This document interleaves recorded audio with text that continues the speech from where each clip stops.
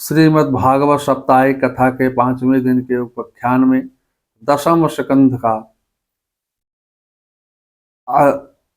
अष्टादशो अध्याय 38वां अध्याय अक्रूर जी की ब्रज यात्रा। कंस ने महामती अक्रूर जी को कृष्ण बलराम को लेने के लिए भेजा। जिस सुवर्ण रथ पर कंस स्वयं बैठा करता था, उस रथ को लेकर अक्रूर जी ब्रज में गए। कंस अपनी मृत्यु को स्वयं ही बुला कर रहा है। अक्रूर जी वह रात्रि मथुरापुरी में बिता करके प्रातः काल होते ही रथ पर सवार होकर के नंद बाबा के गोकुल की ओर चल दी। ब्रज यात्रा करते हुए मार्ग में कमल नयन भगवान श्री कृष्ण की प्रेममयी भक्ति से भरपूर हो गए। इस प्रकार सोचने लगे कि किम माया चरितम भद्रम किम तप्तम परमम तपा किम वाथापहार्ते दत्तम तत् द्रक्षामत्य केशवम। मैं पूर्व जन्म में कौन सा ऐसा पूर्ण शुभ कार्य किया था, ऐसी कौन सी श्रेष्ठ तपस्या किया था, अथवा किसी सपात्र को ऐसा कौन सा पूर्ण दान किया था, जिसके फलस्वरूप आज मैं श्री कृष्ण का दर्शन करूंगा। अक्रूर जी रास्ते में चिंतन कर श्री कृष्ण का कर रहे थे। मन ही मन में भगवान ने कहा, हे प्रभु,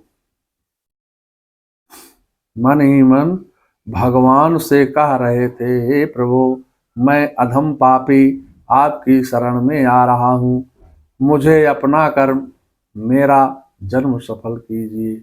आज मेरे समस्त पाप नष्ट हो गए, आज मेरा जन्म सफल हो गया। मुझ कामी को कृष्ण दर्शन कैसे हो सकते हैं, किंतु कृष्ण ने मुझे अपनाया है। कंसो वदात्याम कृतम मे अनुग्रहम दक्षेवत पिगुम प्रसितो अमुनुम हरा हरे। कंस ने तो आज मेरे ऊपर बहुत बड़ी कृपा किया है न। अक्रूर जी सोच रहे हैं, जो योगियों के ध्यान करने योग्य भगवान के चरण कमलों को प्रणाम करूंगा, जिन कमल चरणों की उपासना ब्रह्मा शंकर विराट देवता उपासना करते रहते हैं, स्वयं लक्ष्मी जी एक क्षण के लिए भी जिनकी सेवा नहीं छोड़ती हैं, इनके चरण कमल गांवों तथा ग्वाल बालों के साथ वन वन में विचरण करते रहते हैं, जिन कमल चमलों की गोपियों ने अपनी छाती से लगा करके मानसिक संताप को दूर कर लिया था, उन्हीं भगवान के चरण कमलों के दर्शन करने का मुझे आज सौभाग्य प्राप्त होगा। आज मुझे मंगलमय शकुन होने के संकेत मिल रहे हैं। द्रक्षामिना शुक्लो पौलाशिकम स्मृतम वरुणलोकांजलोचनम।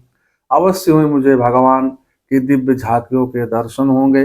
भगवान के सुंदर कपोल, मनोहर नासिका, होठों पर मंद मंद मुस्कान, प्रेम भरी चितवन कमल के समान नेत्र को पुलों पर घुघराली अलके मुखमंडल पर अत्यंत शोभित हो रही है। लगता है प्रातः काल कृष्ण बलराम गौशाला में ही रहेंगे। पहले मैं बलदाऊ को वंदन करूंगा, श्री कृष्ण से कहूंगा कि हजारों वर्षों से पिछड़ा जीव आज आपसे मिलने आया है। एक बार मेरी ओर देख करके वरद हस्त रखो। बलराम जी थोड़ा कठोर हैं, वह मेरा नाम ले करके पुकारेंगे, किंतु श्री कृष्ण तो चाचा ही कहेंगे। अक्रूर जी कल्पना में गोकुल पहुंच गए। प्रभु स्मरण से एकाग्रता हुई, पवित्र विचार मन से मन निर्मल होता है। तन में मना शिव संकल्प मस्तु, मैं वासुदेव का चचेरा भाई हूँ। ईश्वर से कोई ना कोई संबंध जोड़ना पड़ेगा। अक्रूर जी इस प्रकार मनोरथ करते करते भगवान के ध्यान में ऐसे निमग्न हो गए कि उन्हें मार्ग का कुछ भी ज्ञान नहीं रहा। रथ के घोड़े इधर उधर घूम रहे थे।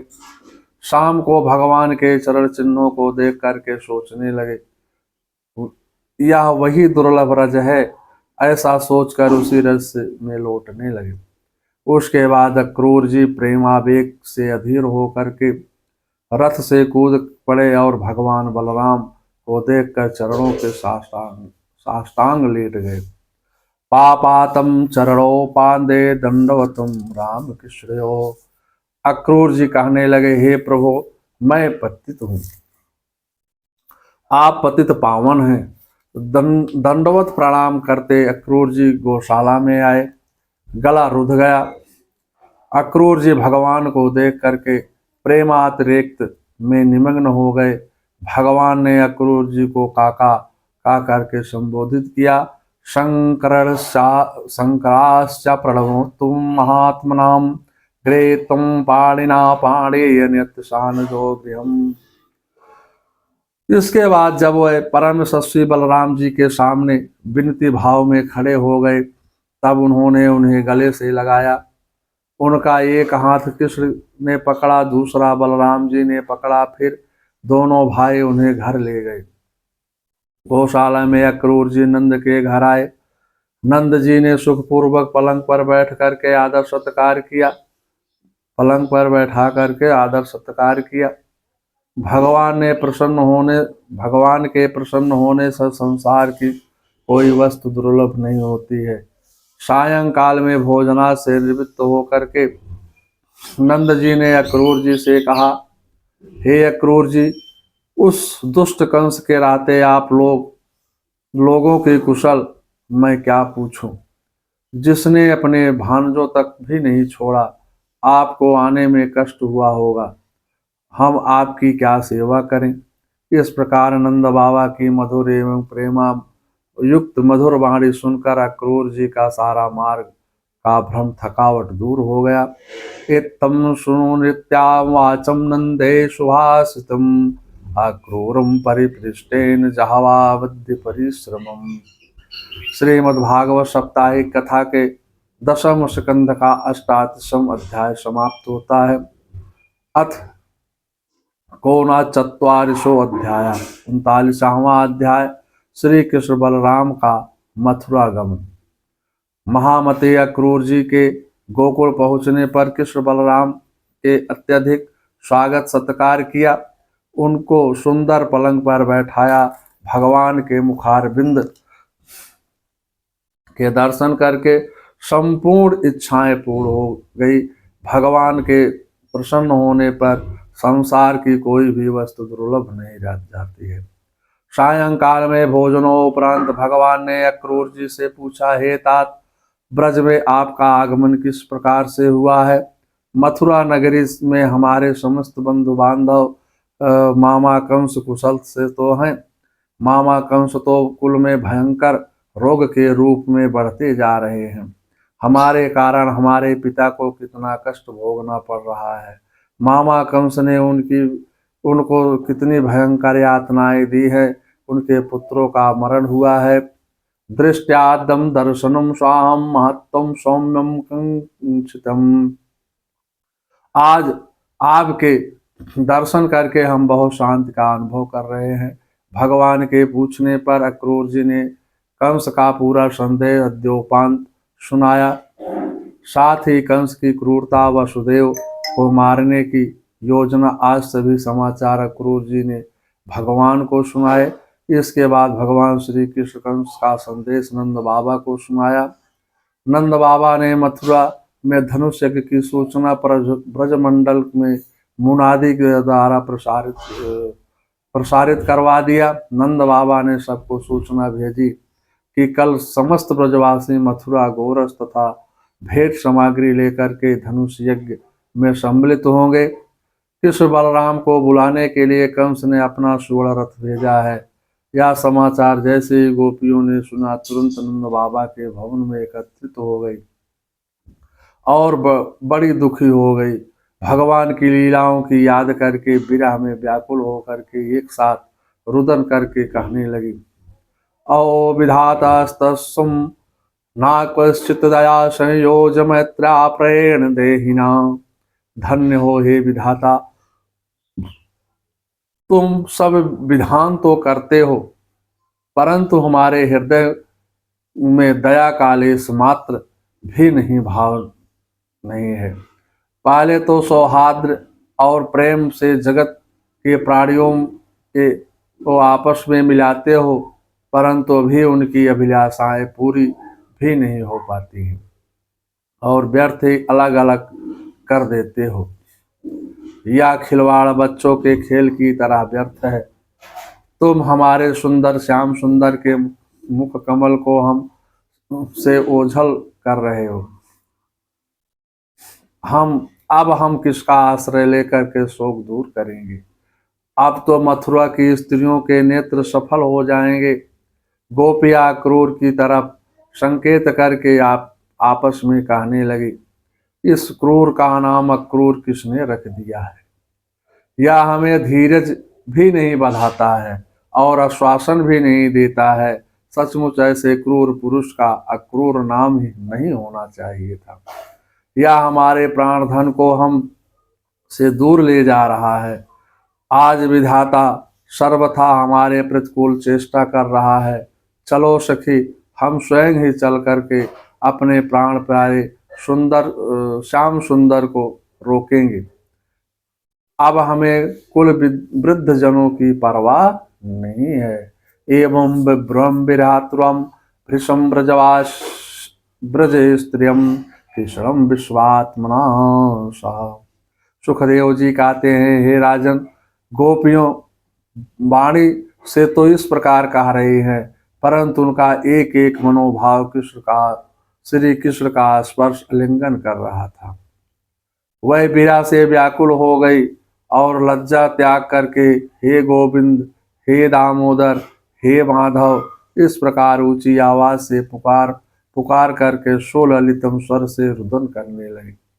गोपियों को रोते रोते सारी रात व्यतीत हो गई। सूर्योदय हो गया।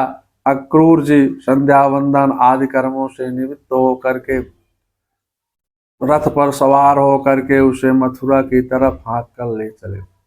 गोपियाँ क्रूर से भिड़ गई, कहने लगी, हमारे श्याम सुंदर को क्यों ले जा रहे हो। गोपियों का शोक समुद्र पर उमड़ पड़ा। अपलक नेत्रों से निहारने वाली त्रुटिया गायते तामस्य पश्यताम का चिंतन करने वाली गोपियों का हृदय भय से कांपने लगा। वह सब गोपियों के रथ के आगे लेट गई, कुछ पहियों से लिपट गई।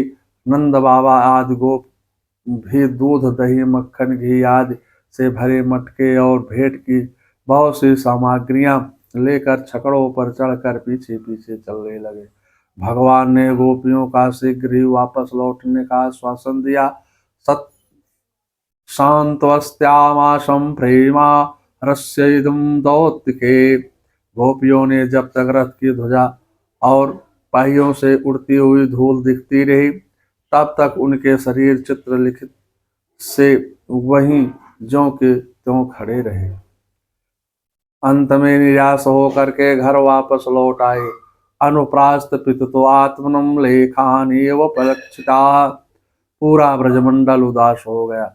एक गोपी घर में रह गई, कहने लगी, कहाँ है रथ। कहाँ तो दूर तक पहुंच गया। रथ तो दूर तक पहुंच गया।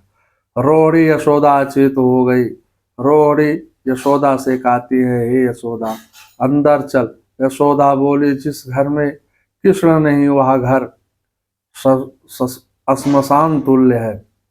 ऐसा कहकर चटाई पर बैठ गई। रथ को दूर पहुंच गया। यशोदा चिड़ियों से बातें करती थी। गायें रो रही हैं, गोपियां रथ के पीछे पीछे दौड़ रही हैं। भगवान ने मैया को देख करके रथ रुकवाया। भगवान ने मैया को आश्वासन दिया, मैया मैं परसों अवश्य आ जाऊंगा। यशोदा बोली, बेटा ऊखल बंधन को भूल जाना। कृष्ण बोले, तेरे प्यार के बंधन को नहीं भुला सकता हूँ मैया। रथ धीरे धीरे चलने लगा। प्रातः काल सभी ब्रजवासियों की भीड़ उमड़ पड़ी। यशोदा ने मिट्टी की मटकी में माखन रखा, रोटी रखी। मैया क्रूर को समझाती, हे अक्रूर मेरे लाला बहुत भोला है, इतना कोमल है कि गाय के बीमार हो जाने पर भी स्वयं बीमार हो जाता है। वह स्वयं भोजन नहीं करता है, मैया ने लाला की पोशाक रखी। अक्रूर यशोदा ने कहा, यदि कन्हैया यदि खाने को मना करे तो माखन मेरी सौगंध खिला देना। मैया रोती जाती, कृष्ण बलराम को खिलाती जाती। यशोदा बोली, कन्हैया ने माखन रोटी रख दे रही हूँ, अक्रूर से मांग कर खा लेना। कन्हैया, हे कन्हैया, तुम्हारी बंसी मैं संभाल कर रखूंगी, तुम आकर बजा लेना। कृष्ण गौशाला में गायों से प्रार्थना करते, हाथ फेरते। कन्हैया गायों से कहते, मैंने आपका दूध पिया है। गाय रोती, गोपियां विलाप करती। श्री कृष्ण चरणों को प्रणाम करती। अक्रूर द्वारा जल्दी मथुरा चलने की शीघ्रता को देखकर गोपियां अक्रूर जी को मन ही मन कोसती। गोपियां कहती, गोपानेभं स्थारवेक्षितं देवं नानोत्यम प्रतिकूलमहीयते। आज हमारा विधाता ही प्रतिकूल हो रहा है। आज किसी की मृत्यु भी नहीं आती है जिससे आज की यात्रा रुक जाए। लोक लज्जा त्याग करके वह लेट गई। तात्विक विवेचन सुखदेव जी राजा परीक्षित जी से कहते हैं, हे राजन, संसार के सभी प्राणी इंद्रियों की पूर्ति के लिए जीवन भर प्रयत्न करते रहें। कोई स्त्री पुत्र आदि के लिए प्रयत्न करता है। गोपियां गायें श्री कृष्ण विरह से व्यतीत हो रही हैं। कुछ मोक्ष के प्रयत्न करते हैं, कुछ ऋषि मुनि महात्मा तपस्या करके परमात्मा की प्राप्ति के लिए प्रयत्न करते हैं। हिरणाक्ष हिरण्याकश्यप युद्ध करके शत्रु भाव से चिंतन करते हैं। परीक्षित ने श्री सुखदेव जी से पूछा, हे गुरुदेव, आपकी दृष्टि में कौन सा पुरुषार्थ उत्तम है? सुखदेव जी ने राजा से कहा, हे राजन, मेरी दृष्टि में कृष्ण प्रेम सबसे उत्तम है। प्रेम तो बंदर भी अपने बच्चे से करता है। बानरी भी अपने बच्चों का अतिशय प्रेम के कारण पेट में चिपकाए रहती है। जो जीव भगवान की कथा में नाचता है, कभी नाचता है, गाता है, प्रेम में गदगद हो जाता है, जिसका प्रेमातिरेक के कारण कंठ अवरुद्ध हो जाता है, वह प्रेम दुर्लभ है। प्रेम गोपियों के अंदर है, उसका एक कण भी हमारे अंदर जग जाए तो जीव का कल्याण हो जाएगा। संसार का प्रेम तो और लोग भी जुटा सकते हैं, पर भगवत प्रेम तो भगवत प्रेमी ही जुटा सकते हैं। सीखना है तो कृष्ण गोपियों से सीखो। मथुरा आने पर भगवान और बलराम अक्रूर के साथ मध्याह्न में यमुना तट पर पहुंचे। अक्रूर जी कृष्ण बलराम को रथ में बैठा करके यमुना स्नान करके यमुना के जल में उतरे। यमुना में गोता लगाकर गायत्री का जाप किया। अक्रूर जी ने यमुना जल में गोता लगाते समय कृष्ण बलराम को जल के अंदर देखा। पुनः गोता लगाया तो शेष जी के दर्शन हुए। सहस्रशीर्षं देवं सहस्रफणिमौलिकं नीलाम्बरं विश्वेतं श्रृंगे श्वेतमिव स्थितम्। अक्रूर जी आश्चर्यचकित हो गए। अक्रूर जी ने देखा कि सिद्ध गंधर्वाज भगवान की स्तुति कर रहे हैं। फिर देखा कि भगवान चार भुजा धारण कर शंख चक्र आदि धारण किए हुए हैं। पुनः भगवान की विभूतियों ने गीता में अर्जुन को बताई है। उन विभूतियों को देखा। अक्रूर जी अद्भुत शेष भाई भगवान की झांकी देखकर शरीर रोमांचित हो गए। नेत्रों में अश्रुधारा बहने लगे। अक्रूर जी भगवान के अद्भुत ऐश्वर्य को देख करके हाथ जोड़ करके गदगद वाणी से स्तुति करने लगे। गिरा गदगदम आश्रितम सत्यवालम सात्वता प्राणम मूर्धावैतम कृतांजलि पुटाश्ने। श्रीमद्भागवत साप्ताहिक कथा के 10वें स्कंध का